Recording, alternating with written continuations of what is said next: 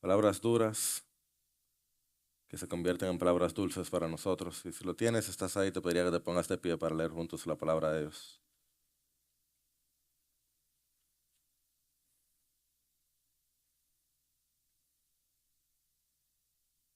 Háblanos, Cristo.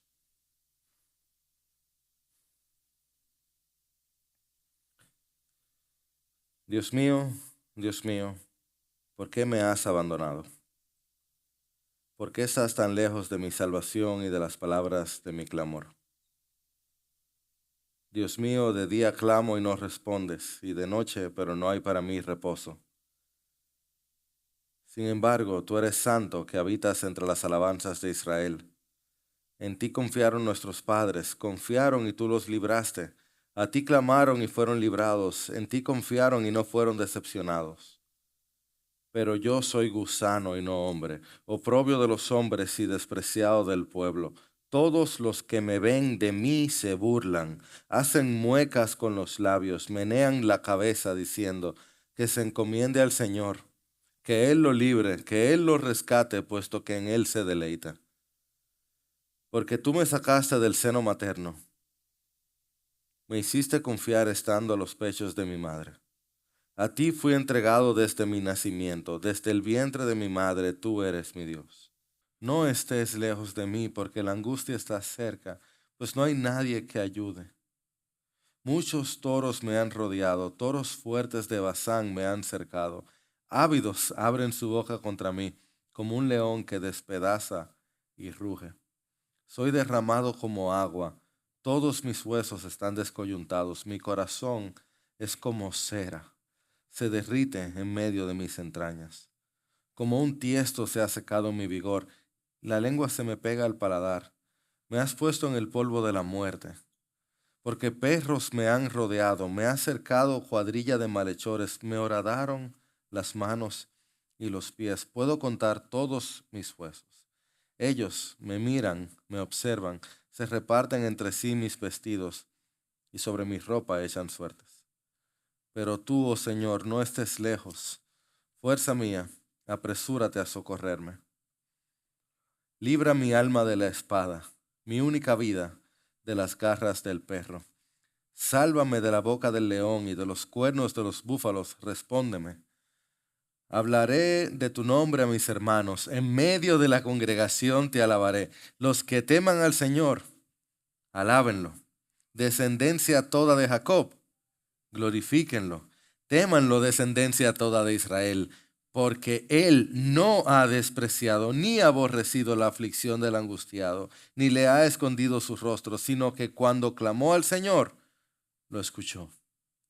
De ti viene mi alabanza en la gran congregación. Mis votos cumpliré delante de los que le temen. Los pobres comerán y se saciarán. Los que buscan al Señor lo alabarán. Viva para siempre el corazón de ustedes. Todos los términos de la tierra se acordarán y se volverán al Señor. Y todas las familias de las naciones adorarán delante de ti. Porque del Señor es el reino, y Él gobierna las naciones. Todos los grandes de la tierra comerán y adorarán. Se postrarán ante Él todos los que descienden al polvo, aun aquel que no puede conservar viva su alma. La posteridad le servirá. Esto se dirá del Señor hasta la generación venidera. Juntos. Vendrán y anunciarán su justicia. A un pueblo por nacer anunciarán que Él ha hecho esto. Que el Señor bendiga su palabra. Dios mío, tú tienes un eterno plan hermoso, glorioso, que desde la eternidad pasada, oh Dios eterno, tú has planeado cómo tú salvar a hombres y mujeres tan pecadoras como los que están aquí sentados, como el que está aquí parado. Eso requería que el Hijo Santo Perfecto de Dios gritara el grito de la derelición. Las palabras más dolorosas que se dijeron de este lado de Sal del Edén. Y en esta mañana yo te ruego, Señor, que tú no nos dejes salir de aquí sin entender un poquito de la anchura y la profundidad, no del dolor, del amor de aquel que sufrió. del por qué. Para que lo que sea que esté ahí afuera no nos distraiga. Esos espejitos no valen el oro de tu amor. Porque oramos en el nombre de Jesús.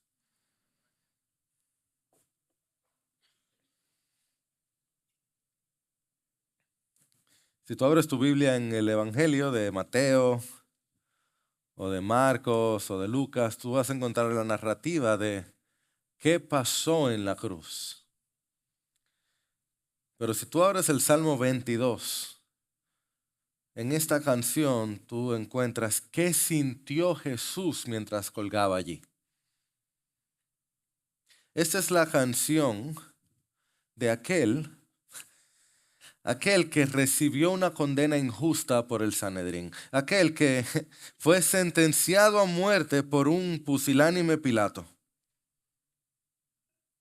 aquel que fue llevado hasta el Gólgota, él caminando cargando el madero, aquel que recibía aplausos y mucha gratitud mientras sanaba, y luego esa misma multitud que él sanó lo vituperó, lo insultó, lo escupió y gritó: crucifícanle, hasta que lo crucificó. Aquel que mientras era perforado por los clavos clamaba al Padre: perdónalos, porque no saben lo que hacen. ¿Qué sentía ese hombre en el momento más lúgubre, el momento más tenebroso, cuando toda la creación cae en esta oscuridad por 3 horas, donde el Santo Hijo de Dios, aquel que no conoció pecado, fue hecho pecado por nosotros para que nosotros fuésemos hechos justicia de Dios en él?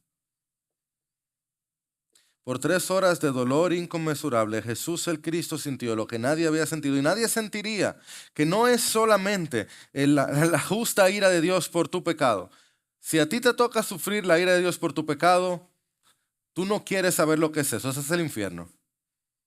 A Cristo le tocó sufrir la justa ira de Dios por los pecados del mundo. Cordero de Dios.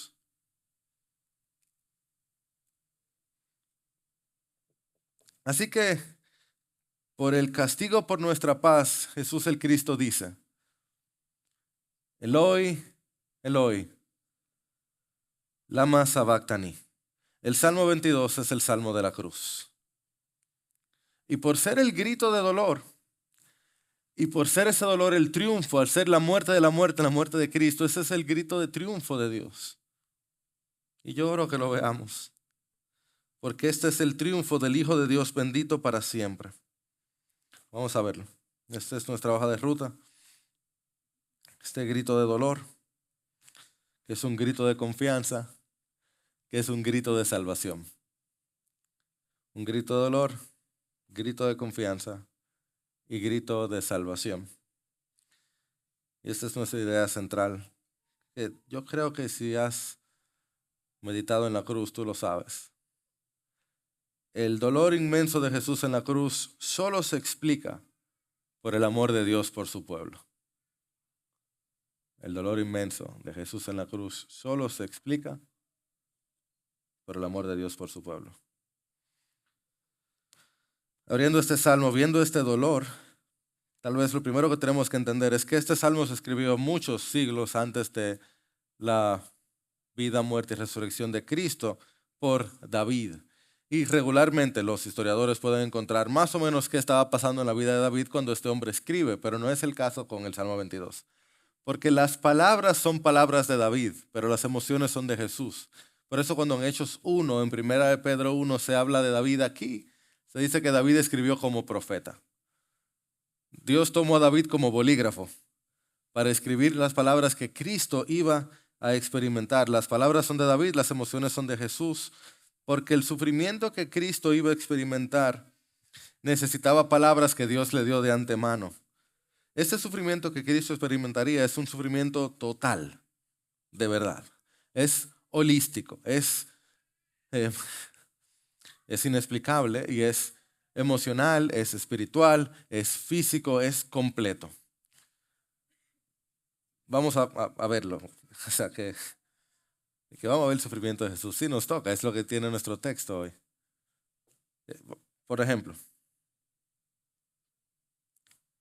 los versículos centrales nos hablan de un sufrimiento físico cuando nos dicen, todos mis huesos están descoyuntados. Si a alguien se le ha salido un hueso alguna vez, tú sabes, ¿cómo que se llama? Eluxar. Es que se dice una luxación, sin la E. Pero con la E pegaba más. Pero bueno, una luxación. Eso duele, eso, es incómodo. Todos mis huesos están descoyuntados. Y sí, esto es una poesía, ¿verdad? Es un lenguaje poético, pero la poesía siempre transmite algo mayor. Todos mis huesos están descoyuntados. La lengua se me pega al paladar. Eso es sed, eso es sed, eso es sed real. Y si conoces las palabras de Jesús en la cruz, tú sabes que esa fue una de sus palabras luego, ¿verdad? Tengo sed.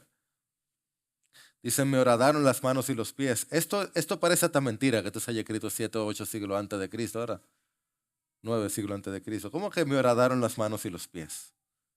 Y que puedo contar todos mis huesos. O sea, mira, alguien de aquí me hablaba el otro día.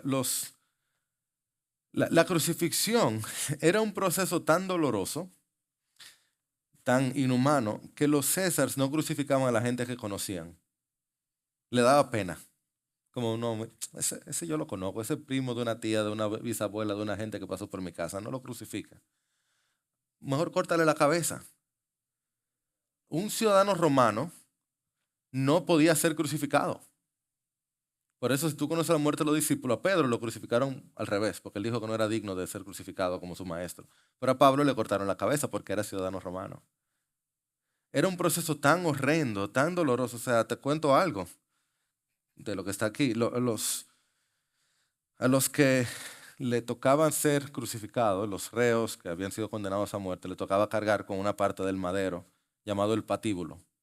Esa parte que te tocaba cargar pesaba más o menos unas 100 libras. Lo que hacen CrossFit sabe lo que es, ¿verdad? Y lo que no hacen también. Cargar con 100 libras. Esa parte con la que tú cargabas era la parte transversal, parte horizontal. Era la parte en la que se te iba a cargar, que te iba a sostener. Pero antes de tú cargarla, cuando eras condenado, lo normal, lo acostumbrado es que tú fueras flagelado. Llama flagelado, que recibieras los latigazos. Y flagelado porque el instrumento con el que se te daba se llamaba flagellum. Era un tipo de látigo que quiero decir, gracias a Dios ya se sabe más de esto. No era un látigo normal. Y tú sabes, si te has dado pela cuando chiquito, tú sabes lo que es una buena pela. Tú sabes lo que se siente, particularmente la correa flaquita esa, que se te amarra. Pero el flagellum tenía como ganchito al final, porque el propósito de la flagelación era desprenderte partes de la piel. Cuando te da, tú entiendes un poquito esto de puedo contar todos mis huesos. O sea, que te quitara músculos y era bastante común en los procesos de flagelación, si eran extensos, que se te viera la parte interior y se te quedaran parte de. Particularmente si querían acelerar el proceso de crucifixión, que no durara mucho, como es el caso de Cristo, que se sorprendieron, si conoces los evangelios, de que se haya muerto tan rápido. De paso, antes se creía que Cristo solamente le dieron 39 latigazos. Hoy en día no estamos tan seguros de eso, probablemente fueron más de ahí. Entonces te flagelan, te dan los 39 latigazos para entonces tú cargar con el patíbulo las 100 libras hasta el Gólgota, donde te toca o te ayudan a conectar el patíbulo con la parte vertical de la cruz. ¿Sabe cómo se llama esa parte? El suplicio. Ya ves de dónde viene. Tú tienes entonces que tomar la parte en la que tú serás crucificado, conectarla con el palo donde serás colgado. El sentenciado es fijado ahí arriba. Luego de ser latigado y flagelado, decenas y decenas de latigazos, tú conectas. La manera de conectarte, tú sabes, con la cruz, es de alguna manera se te toman unos clavos que tienen unas 7 pulgadas mínimos de lo que tenemos hoy en día. Esos son clavos del tiempo de Jesús, que se te ponen en algún lugar entre aquí y aquí. No estamos seguros dónde era que se hacía, la verdad.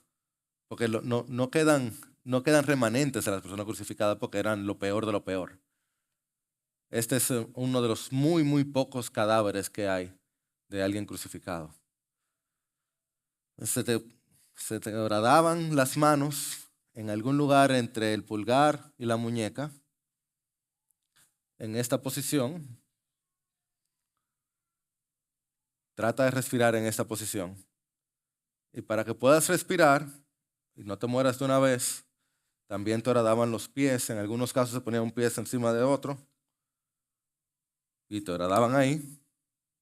Te clavaban ahí con un pie arriba del otro, imagínate el tamaño del clavo. O en otros casos se ponían un pie al lado del otro y se martillaba cada lado por el tobillo, un poquito arriba del tobillo, entre cada lado del suplicio, del madero. Imagínate clavado así o así. Lo normal, días y días tratando de respirar en esta posición.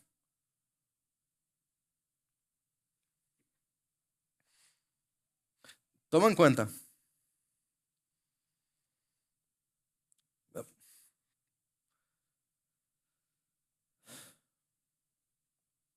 tú puedes ver por qué sus huesos descoyuntados, ¿verdad? Tú puedes ver por qué se cuentan los huesos, puedes ver por qué la lengua se pega al paladar en un proceso como ese, que fue expedito. Pero toma en cuenta,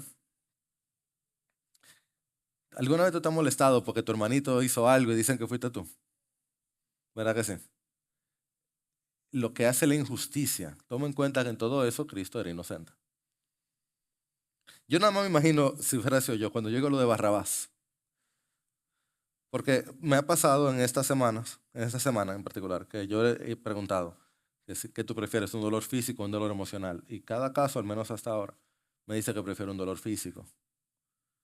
Porque cuando tú lo piensas, el dolor físico por lo menos es ubicable, tú puedes encontrar dónde está, pero el dolor emocional, eso como que a veces te duele entero.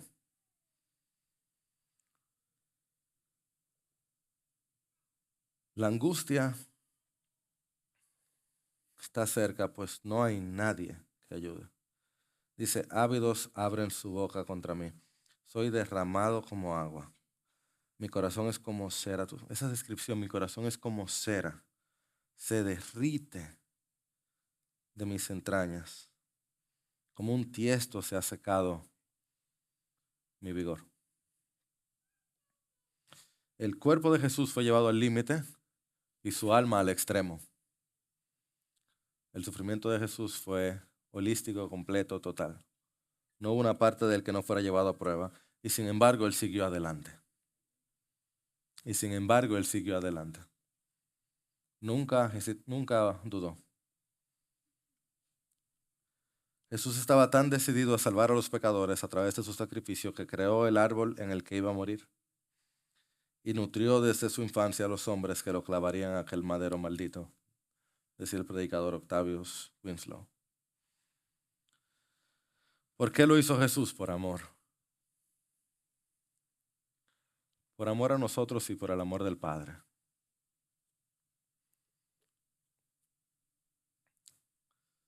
Y yo sé que esta parte es dolorosa, pero esta parte es confusa. Pero necesito que me sigas, porque eso es tan importante como iglesia. We get it right, como que lo entendamos bien, tanto como podamos. Déjame decirte, de pequeño yo me equivocaba mucho aquí. Y de hecho, la herejía más grande que yo he dicho hasta ahora, la dije con este tema.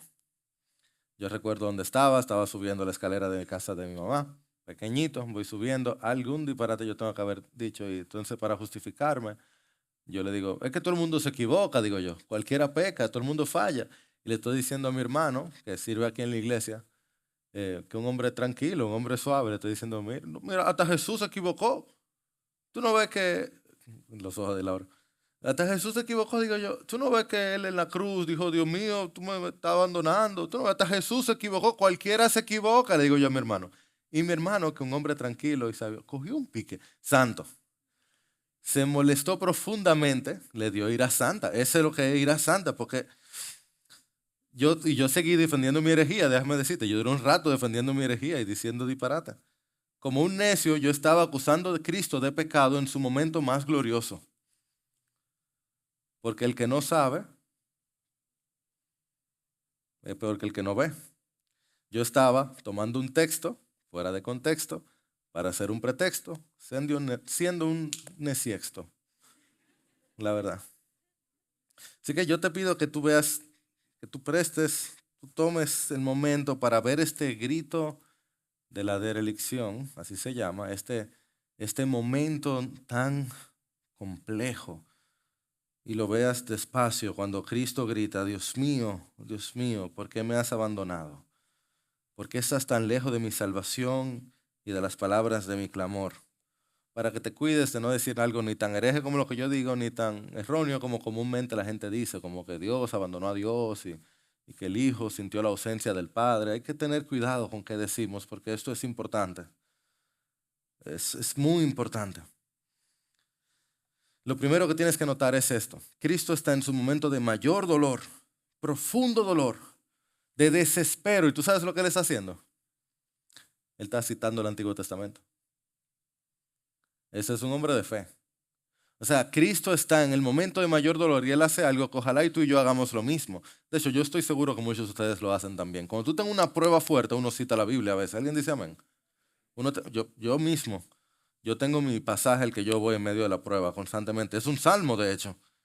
En medio del dolor, yo constantemente voy al 46:10. Salmo 46:10. Estad quietos y conoced que yo soy Dios. Exaltado seré entre las naciones, exaltado será en la tierra. Yo te animo a que tú hagas lo mismo. Memorízate algún pasaje de la Biblia al cual tú vas. El clásico, Salmo 23. Llegó la prueba. El Señor es mi pastor. Nada me faltará. En lugares de verdes pastos, Él me hará descansar. Cristo está mostrándonos un ejemplo de qué hacer en medio de una prueba y dolor fuerte. Uno cita la Escritura.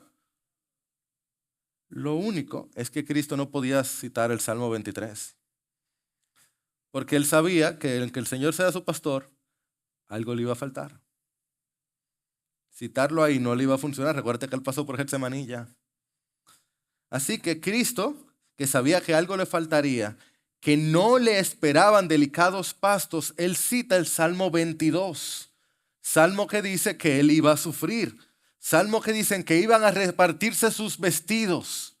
Salmo que dice que se iban a burlar de Él. Salmo que enseña que Él se iba a hacer maldición por nosotros. Cristo nos dice en sus últimas palabras que Él iba a sufrir.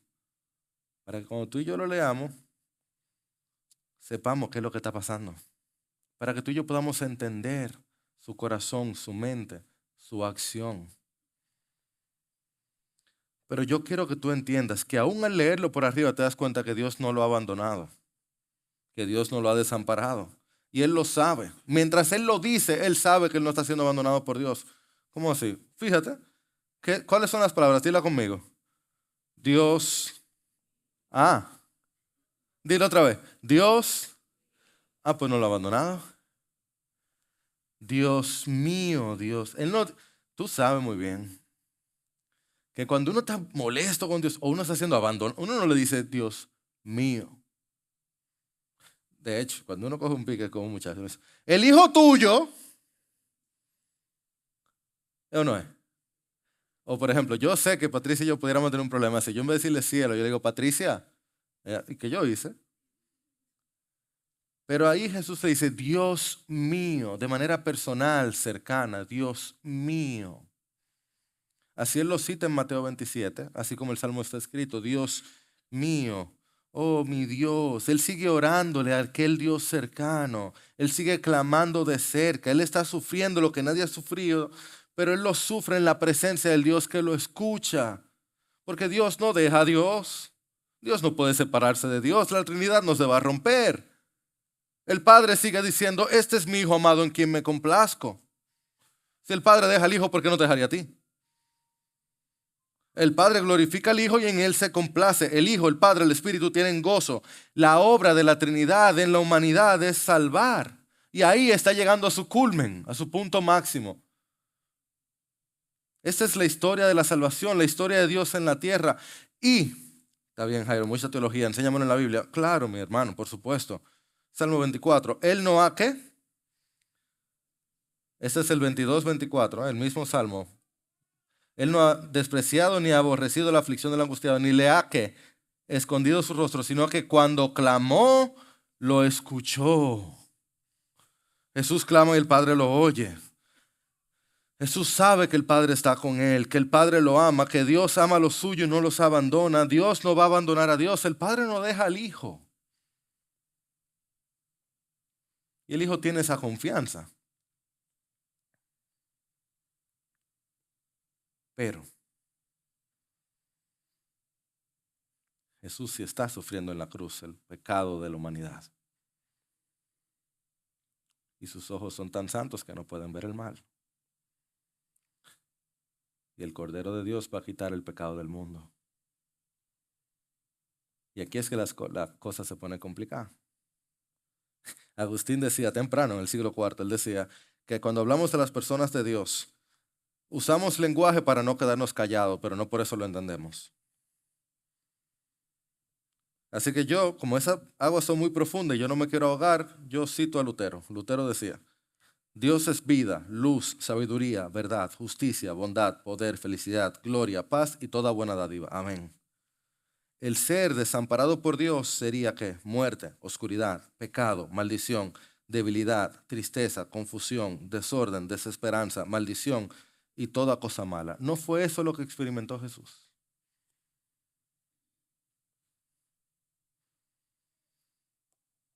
Así es. O como la escritura mismo dice en Galatas 3, 1 Corintios 2, 2 Corintios 1, 2 Corintios 5. Al que no conoció pecado, Dios lo hizo pecado por nosotros. Él se hizo por nosotros maldición.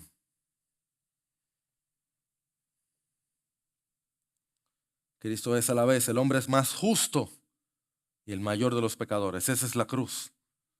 El oxímoron que no podemos comprender, pero lo apreciamos porque para eso Él nació de la Virgen por el Espíritu Santo. Para poder ser sin pecado y llevar nuestro pecado, bendito sea Él por los siglos. Y por eso decía Tozer, el único pecado que Jesús llevó fue el nuestro. Y la única justicia que pudiéramos tener es la suya. Eso yo lo creo y eso yo lo vivo y por eso estoy vivo. Y traigo esto a un cierre, viendo el grito de salvación. Nos preparamos para tener comunión con Dios hoy y siempre, viendo el propósito de esto, porque la pregunta que hay que hacerse desde nuestra perspectiva es, ¿por qué sufrió Jesús? No porque Él quiso, sino por qué sufrió. Y yo te quiero decir que esta es la respuesta más anticlimáctica, como tan tonto, mi gente. De verdad, yo quisiera que sea como un plan, de parte, o sea, cuando tú te sientas a observar qué fue lo que llevó humanamente hablando a la muerte de Jesús, tú dices, qué tonto. O sea, como, ¿qué pasó?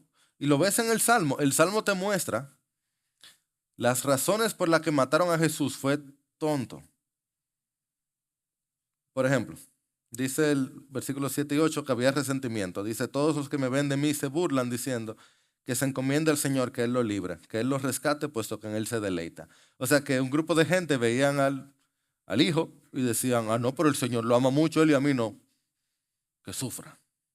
Y tú lo ves en los evangelios, ¿no es cierto? Los fariseos, los religiosos, veían la relación que Él tenía con el Padre y se llenaron de odio. Es como, qué banal es el pecado, qué estúpido es el pecado. Hay otra razón que tú ves en el pasaje, es el borreguismo. Eso es que la gente hace una cosa y la otra gente lo hace porque, como borrego, porque lo hacen. Dice, muchos toros me han rodeado, toros fuertes de Bazán me han cercado, ávidos abren su boca contra mí porque perros me han rodeado, me ha acercado cuadrilla de malhechores.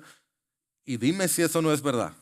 La gente hace la cosa porque la gente hace las cosas. Y mucha gente compra porque mucha gente está comprando. Hay que comprarlo porque la gente lo está comprando. Y hay que hacerlo porque la gente lo está haciendo. Pero nota que lo que la gente hace es lo malo. Y lo hace porque todo el mundo lo hace. Yo me pregunto, ¿cuántas personas no fueron parte del asesinato de Jesús? Porque muchas personas estaban siendo parte del asesinato de Jesús. Así de sencillo, así de tonto es el pecado. Por razones que yo veo aquí en el pasaje, dice, la codicia. Se reparten entre sí mis vestidos y sobre mi ropa echan suertes. ¿Tú recuerdas eso en los evangelios? Que Cristo está desnudo en la cruz y andan peleando debajo o sea, le salpicaba sangre de Cristo y están peleando por el vestido. Por codicia asesinar al Hijo de Dios. Tú pensarías, el plan de acumular, de ver si logran subir al cielo, quitarle la gema del infinito. Codicia. Quitarle el vestido. Y aún en este pasaje yo veo morbo. Dice, puedo contar todos mis huesos. Ellos me miran, me observan. O sea, observar, sí, ¿cuántas personas pasaban por la Gólgota para observar la muerte del Dios santo y justo hecho hombre? Y lo conoces porque por eso tenemos redes, ¿no es cierto? Para ponernos a ver. A ver. Te lo menciono porque a veces pensamos que los pecadores son los tipos de los que se hacen documentales de 3 partes en Netflix. Que tú crees que son la gente que son mala, que tienen un tatuaje de aquí hasta aquí de dragón. Esos son la gente que de verdad son mala. Pero los pecadores son los mismos que tú ves en el espejo todos los días cuando te levantan. La gente más normal que va a trabajar. Este escritor ruso lo dijo tan bien. Yo no sé cómo es el corazón de un hombre malo, pero sé cómo es el de un hombre bueno y es terrible. Que el problema de todo esto es el problema tuyo y mío, que es que somos pecadores. Y el pecado es tan vano, tan vacío, tan nada, tan poco. Juntamos todos nuestros pecados y valen nada, y todas nuestras obras y valen plumas de caballos. ¿Qué somos? Así que, ¿por qué sufrió Jesús? Te lo muestro en el texto. Dice, a ti clamaron y fueron librados, en ti confiaron y no fueron decepcionados, pero yo soy gusano. Pero yo soy gusano y no hombre. ¿Por qué sufrió Jesús? El perfecto, justo, santo, bueno, tratado como oprobio de los hombres, como despreciado del pueblo, como gusano. ¿Para qué? Para que tú y yo y todos los que confíen en Él clamen y sean librados. Para que pecadores sucios, deplorables, los que fallan, los codiciosos, los borregos, los tontos, los vanos, los pobres, los débiles. Aquí dice, versículo 26, los pobres comerán y se saciarán, los que buscan al Señor los alabarán, los términos de la tierra se acordarán, las familias y naciones adorarán, los grandes de la tierra, por si acaso hay alguno aquí, todos ellos se postrarán. Él sufrió como gusano para que tú y yo seamos librados. Ese es el glorioso intercambio que sucedió en la cruz del Calvario. Así que hoy nosotros declaramos la manera más sencilla. Qué sencillo es para nosotros esto. Que eso que sucedió el viernes tiene su final como nuestro texto,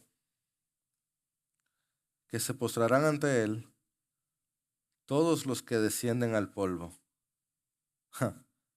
Aún aquel que no puede conservar viva su alma. Sigue la lógica. Aún aquel que no puede conservar viva su alma. La posteridad les servirá. Eso somos tú y yo. Esto se dirá del Señor hasta la generación venidera. Vendrán y anunciarán su justicia. A un pueblo por nacer anunciarán que Él ha hecho esto. que Él que descendió como gusano hasta el polvo, hoy está vivo como rey. Que Él que sufrió como un pordiosero, como un pobre, horadado manos y pies, la cruz le quedó pequeña. Que todo eso fue dejado detrás. El dolor y el sufrimiento quedó detrás, con tal de que una generación nueva pueda servirle y de generación en generación podamos contar que su Dios no le desamparó, sino que le escuchó, y por tanto ese Dios no nos desamparará, sino que nos escucha hoy y siempre. Amada iglesia, Él nos oye hoy. Amada iglesia, todo lo que venga a nuestra vida hoy pasa por las manos perforadas en el madero por nosotros. Así que tú y yo podemos confiar y debemos contar que Él ha hecho esto, que consumado es, y todo el que confía en Él lo hace de este lado de una tumba vacía. Bendito sea el nombre del Señor. Cristo Jesús perforado, lastimado, lacerado, escupido, resucitado Rey. Nosotros hablamos de aquel que fue crucificado y hoy vive. Y te bendecimos porque hoy somos perdonados por ti. Herederos con Cristo. Nosotros recibimos el amor del Padre que echa fuera el temor. Y al caminar contigo nosotros disfrutamos de la vida eterna que empieza hoy y sigue para siempre.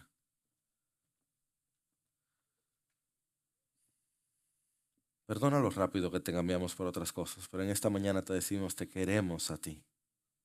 Te seguimos a ti. Nuestros ojos están sobre ti. Aún al recordarte ahora tu sacrificio, muerte y resurrección, te pedimos, Señor, que podamos disfrutar verdaderamente lo que tú eres y que eso nos ayude a dar sentido a aquello que vale y quita del medio aquello que no vale.